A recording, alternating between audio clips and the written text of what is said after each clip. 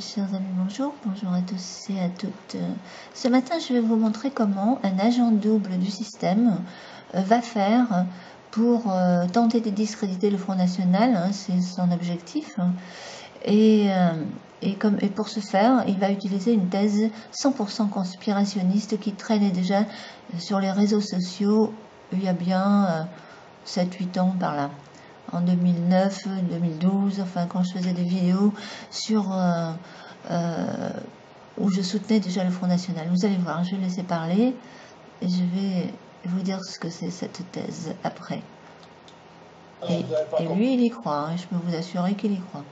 Pensez, vous êtes là, profitez-en, profitez-en. Bon, alors, la France n'est pas responsable de la rafle du Veldiv en 1942. J'ai entendu, comme vous, Marine Le Pen. Alors là, déjà, je vais vous dire, personne n'est dupe, hein, parce que ça serait vraiment... si les Français étaient encore dupes aujourd'hui, avec tout ce qu'on sait, eh bien, c'est qu'ils le veulent bien, on va dire. Et ils prennent vraiment des Français pour des cons, parce que franchement, sortir une chose comme ça, à 13 jours des élections, franchement, on n'est pas dupe. Mais lui, il va pas tout à fait dire ça. Hein. Il aurait dû dire tout de suite à Bourdin, enfin, on n'est pas dupe, c'est voulu, hein, pour faire baisser le Front National, mais il peut pas le dire, parce que lui, c'est son objectif aussi. Vous voyez? Et oui. Qu'en pensez-vous? En 1995, Jacques Chirac a reconnu la responsabilité de la France dans la déportation des Juifs. Jacques Chirac a eu raison. Écoutez, d'abord, je pense que la déclaration de Mme Le Pen, c'est une déclaration, soit Mme Le Pen est sotte, soit elle cherche à faire un buzz sur des questions qui sont assez scandaleuses. Voilà ce que je pense, c'est tout à fait inopportun. Vous savez qu'il y a, en gros, deux visions de l'histoire. Donc c'est volontaire pour vous? Ah ben, je la considérais comme sotte. Ah ben, j'en sais rien. Vous la considérez comme sotte? Moi, je la connais moins que vous. Moi, je ne l'ai jamais rencontrée. Alors ça c'est assez drôle parce que Bourdin, lui, il la connaît, la thèse conspirationniste. Et je vais vous dire ce que c'est pour ça qu'il lui pose la question, est-ce que c'est volontaire, hein, d'après vous? Est-ce qu'elle est sotte? Eh bien, et oui, forcément, il la connaît. C'est répandu sur Internet. Vous savez, à l'époque, en 2009, quand je faisais des vidéos pour soutenir Marine, alors j'avais tous les conspis qui me tombaient sur le dos en me disant, hein, mais blonde, pétasse, etc. T'as rien compris. Le Front National, c'est un parti fictif créé par François Mitterrand pour souterrer des voix des Républicains, etc., pour faire baisser les Républicains. Et c'est donc le Front National, agent du système. Voilà. Alors, Jean-Marie Le Pen, il est aux ordres du système parce qu'à chaque fois, quand il monte trop haut, il doit se faire baisser, autrement dit, se saborder lui-même en balançant, soi-disant, des phrases en ayant des dérapages verbaux, quoi, sur ces histoires-là, sur les Juifs ou autre chose. Et donc, ce serait donc voulu. Hein, Jean-Marie Le Pen, il faisait ça exprès pour se saborder. Et comme Marine Le Pen, c'est la fille de Jean-Marie, donc elle, c'est pareil. Elle, dès qu'elle monte un petit peu haut dans les sondages, eh bien, elle va balancer une phrase qui va lui nuire, hein, voilà, pour faire le buzz et pour se saborder elle-même. Voilà, ça c'est la théorie conspirationniste auquel ce monsieur croit. Super, non? Il y croit, hein, je peux vous assurer. Je ne sais pas d'où elle vient, qui a émis cette idée en premier, mais c'est sûrement pas lui. Parce que lui, il est arrivé, moi j'étais déjà sur Internet, lui, il n'était pas encore là avec ses vidéos, et cette thèse conspirationniste, je l'ai eue en pleine figure. Et ils y croient tous, hein, et ils sont complètement persuadés que le Front National... Alors moi, mon point de vue, c'est que moi, je veux bien que Jean-Marie Le Pen soit une grande gueule. Moi, je crois plutôt que c'est ça. Jean-Marie Le Pen, c'est une grande gueule.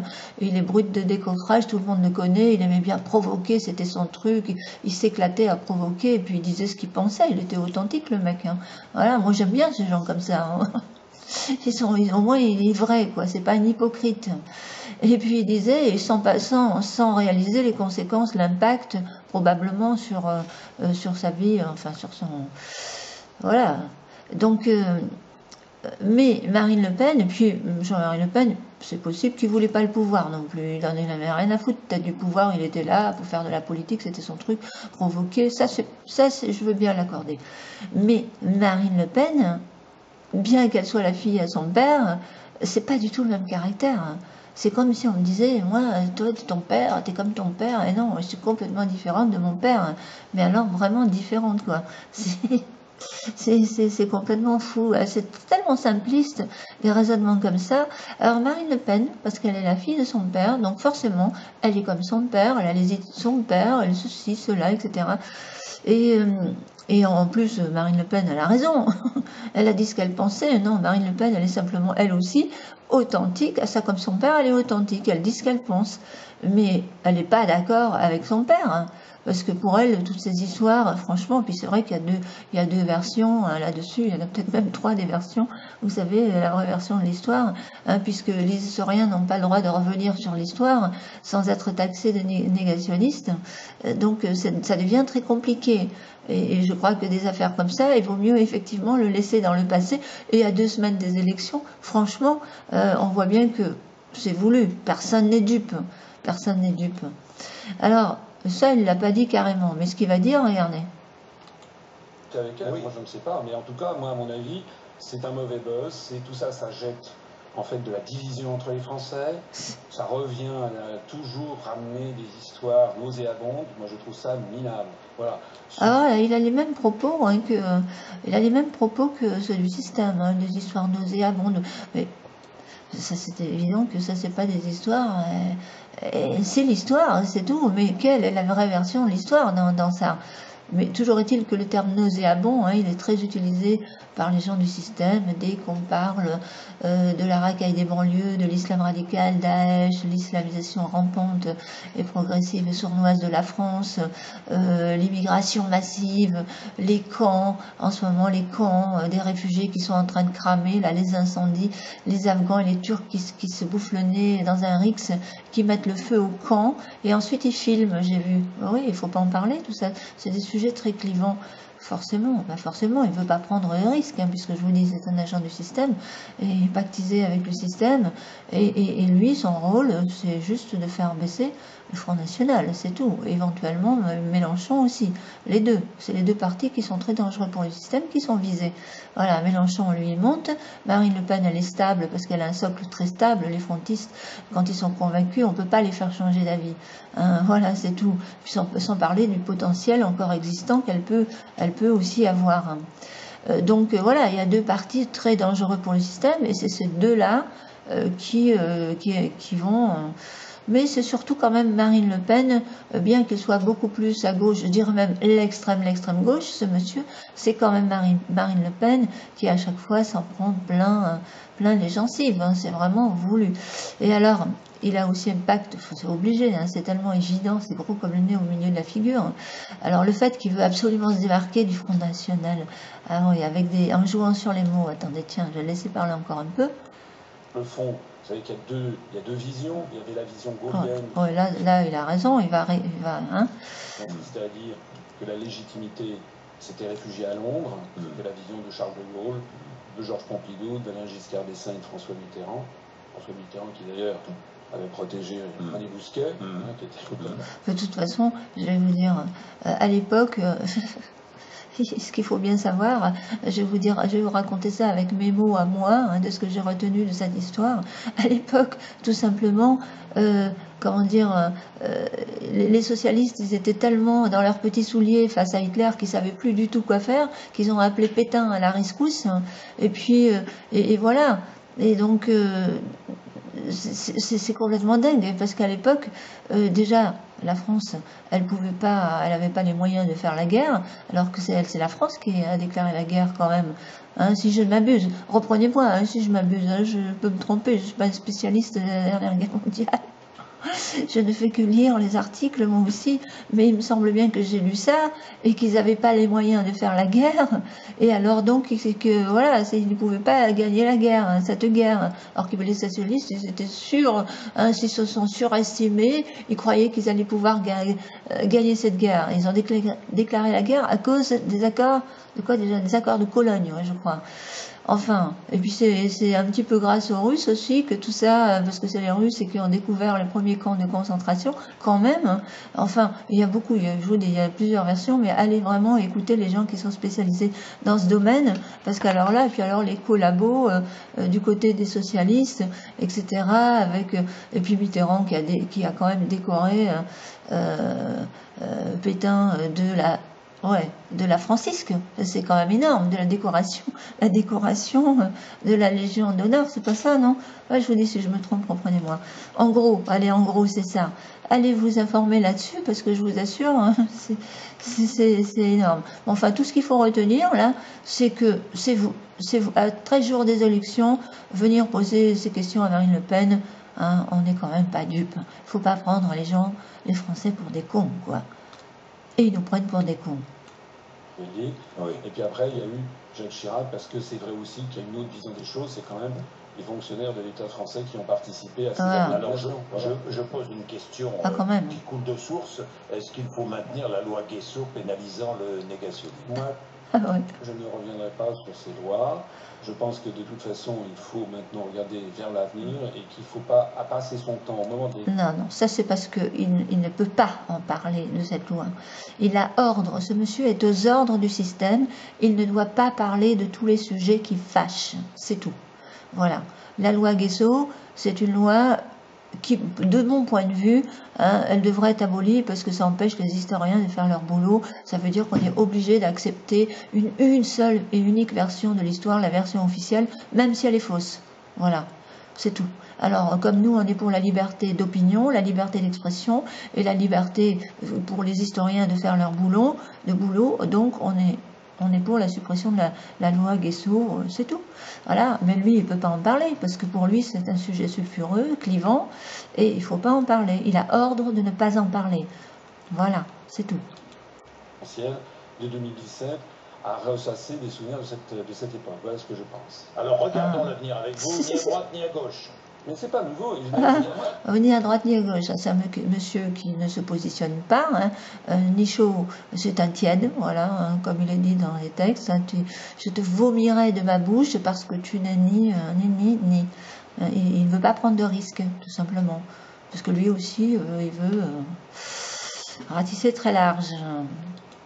Alors moi qui le dis, hein, et il faut qu'il se démarque absolument du Front National, hein, parce que ça aussi c'est un ordre. Il faut qu'il se démarque.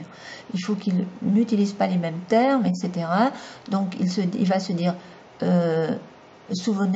non souverainiste alors qu'il est souverainiste. Il a même copié, d'ailleurs, c'est même le plagiat, hein, son programme des souverainistes, hein, Dupont-Aignan, Marine Le Pen, etc. Enfin, de tous ceux qui parlaient de la sortie de l'Europe avant lui. Il a écouté donc Soral, Étienne Chouard, etc. Enfin, voilà. Mais il faut qu'il se démarque parce qu'il est aux ordres, tout simplement. De l'intérieur. Il y a quand même en France une institution qui est chargée de donner une étiquette aux partis politiques, c'est le ministère de l'Intérieur, c'est la seule institution. Et vous savez, nous avons été classés par le ministère de l'Intérieur. Alors, il ne faut pas se laisser impressionner par son immense savoir.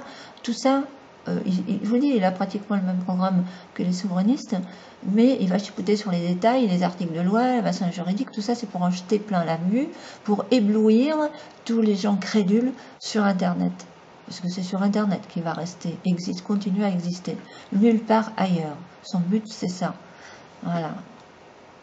Donc il faut aussi qu'il fasse attention à lui, parce que s'il parle des sujets clivants, il y a une loi européenne qui est passée que les vidéos où ça peut être de la discrimination, censurées. Donc toutes les vidéos des patriotes où ils disent, enfin qu'ils trouvent qu'il y a de la discrimination, hein, sont censurés. C'est comme ça qu'ils ont su censurer une autre blonde, pas moi, hein, mais la blonde de YouTube, qui s'est fait massacrer, insulter, qui a perdu son job, qui a perdu ses chevaux. Je crois qu'elle témoigne sur Internet, une fille qui a un courage incroyable pour dénoncer l'impunité dans les zones de l'endroit avec les racailles, parce qu'elle travaillait dans ce milieu. Eh bien, il faut voir ce qu'on lui a fait à cette fille. Hein. Censurer, tout casser, insulter, diffamer. Et tous les vidéos des patriotes, que ce soit sur Riposte Laïque, sur sur F de Souche, Résistance républicaine, enfin tous les sites des patriotes, plus ou moins, et il y a des vidéos qui sont censurées. Ce monsieur, il ne subira aucune censure.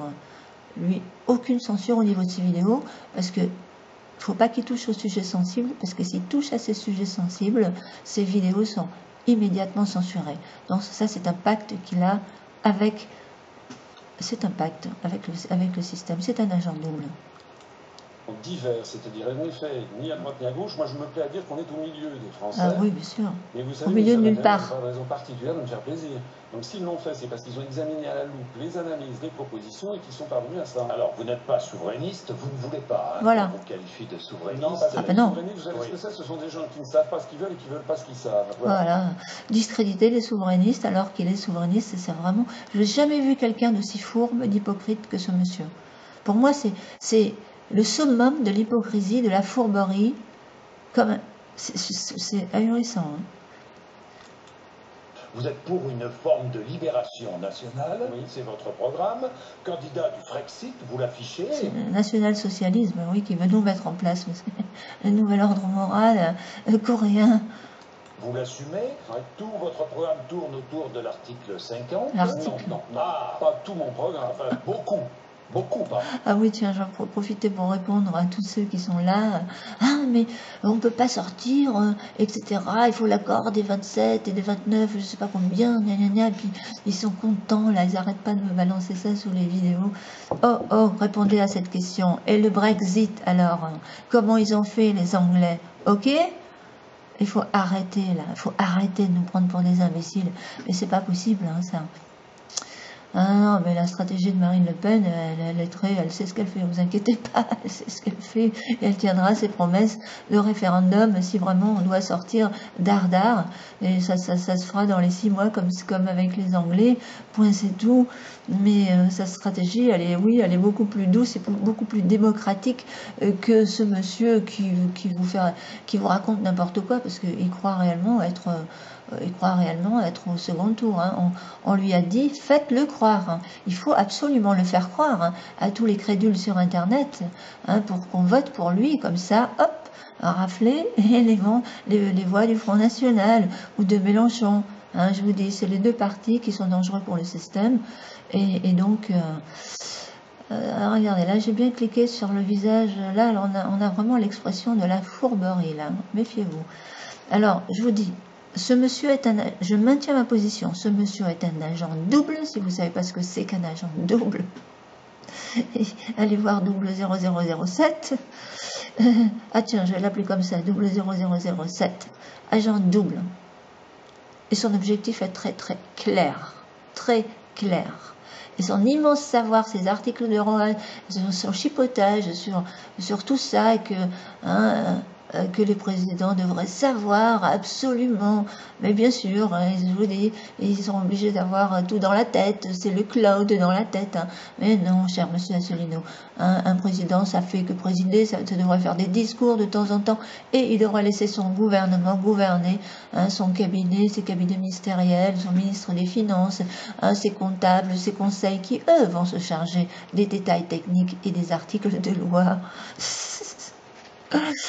Ah non, mais attendez, que de la poudre aux yeux pour impressionner les crédules sur Internet. Ne vous laissez pas avoir. Alors cette théorie 100% conspi, quand même, il faut le faire. Hein. La théorie 100% conspi qui veut que Marine Le Pen se saborde volontairement, hein. Elle a tout fait pour arriver à avoir ces 23 ou 25% ou un peu plus, et pour être aux portes du pouvoir. Et une fois qu'elle est aux portes du pouvoir, boum, elle va se saborder volontairement. Waouh! Et c'est ce que croit ce monsieur. Oui, et il le savait, monsieur Bourdin, quand il a dit « c'est volontaire », bien sûr, hein, et qu'il le croit que c'est volontaire de la part de Marine Le Pen.